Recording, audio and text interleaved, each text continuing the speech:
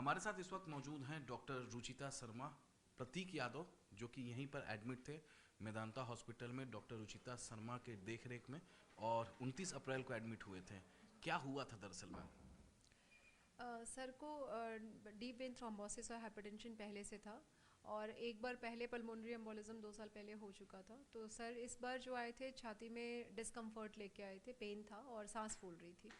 तो इस सिनेरियो में जब पहले एक बार हिस्ट्री हो चुकी, तो सबसे बड़ा शक हम लोगों को वही हुआ था। उसके अलावा बाथरूम में गिरने की भी हिस्ट्री थी उनको। तो टेस्ट के बाद जो है पता यही लगा कि उनको पल्मोनरी एम्बोलिज्म है। तो कितने दिन थे अस्पताल में वो यहाँ पे? जो ये एडमिशन था 29 वाला, 29 तारीख को रुके थे, मतलब एडमिट हुए थे, और फर्स्ट को मॉर्निंग में वो चले गए थे लामा लेके, लीव अगेंस्ट मेडिकल एडवाइस। अच्छा, लीव अगेंस्ट मेडिकल एडवाइस, मैंने खुद से वो निकल गए थे? जी। खुद से वो चले गए थे, आप लोग उनको छोड़ना नहीं नहीं, चाहते? हम चाहते थे कि वो कम से कम 5 डेज रुके, लेकिन सर का 2.5-3 दिन का ही ट्रीटमेंट हो पाया था, 2-2.5 दिन का। तो वो खुद से ही डिस्चार्ज लेके चले गए थे। जो उनकी बीमारी थी पल्मोनरी, उसको लेकर थोड़ा सा ब्रीफ कर सकती हैं?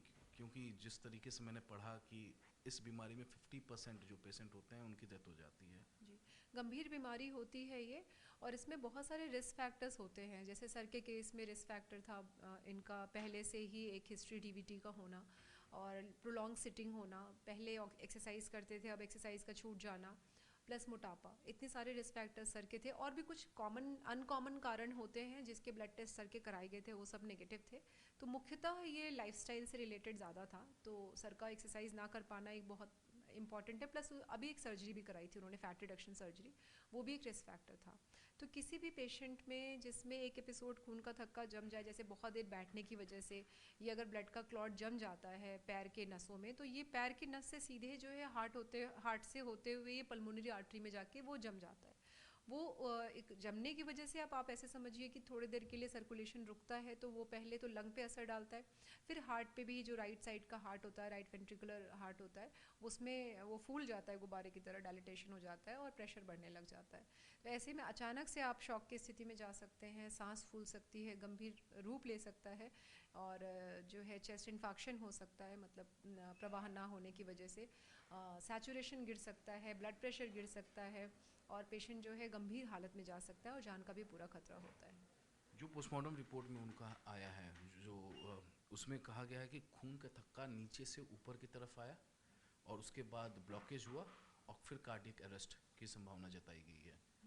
इसको, ये नेचुरल है इस तरीके की यही बीमारी यही में? होता ही है, जो मैंने भी अभी आपको हाँ, यही बिल्कुल, बताया, हाँ। कि पैर में पहले खून का थक्का जमता है, वो थक्का जाता है जो है लंग्स की धमनियों में जाता है, पल्मोनरी आर्टरी जिसको कहते हैं, और उसमें सर्कुलेशन जब कम होगा, जब आगे ब्लड जाएगा ही नहीं, तो फिर क्या होगा, हार्ट के ऊपर प्रेशर पड़ेगा, वो पुश करने की कोशिश कर रहा है ब्लड, तो प्रेशर बढ़ने की वजह से राइट वेंट्रिकल जो है वो फूलता जा रहा है, और लेफ्ट साइड में ब्लड नहीं आ रहा है, तो उसकी वजह से जो है अचानक से ब्लड प्रेशर तुरंत गिर सकता है और पेशेंट शॉक में जा सकता है, गिर सकता है।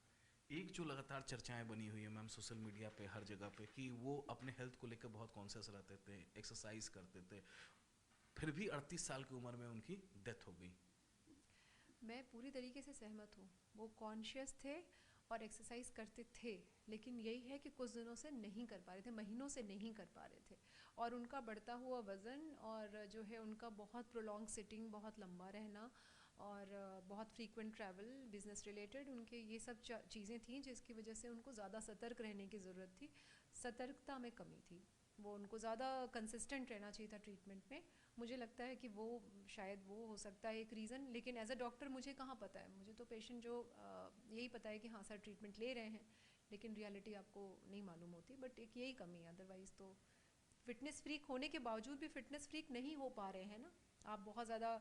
जैसे और भी पेशेंट जो आते हैं कि वो चाहते हैं कि वो एक्सरसाइज करें, लेकिन वो नहीं कर पा रहे हैं, तो अल्टीमेटली तो हम एक्सरसाइज नहीं कर रहे हैं। बेसिकली एक्सरसाइज छोड़ना भी एक दिक्कत थी? एक्सरसाइज ना कर पाना दिक्कत थी, बिल्कुल। ना कर पाना। मैम, डिप्रेशन की भी इलाज चल रहा था उनका? एंग्जाइटी का इलाज चल रहा था, घबराहट का इलाज वो कभी कभी बीच में लेते थे।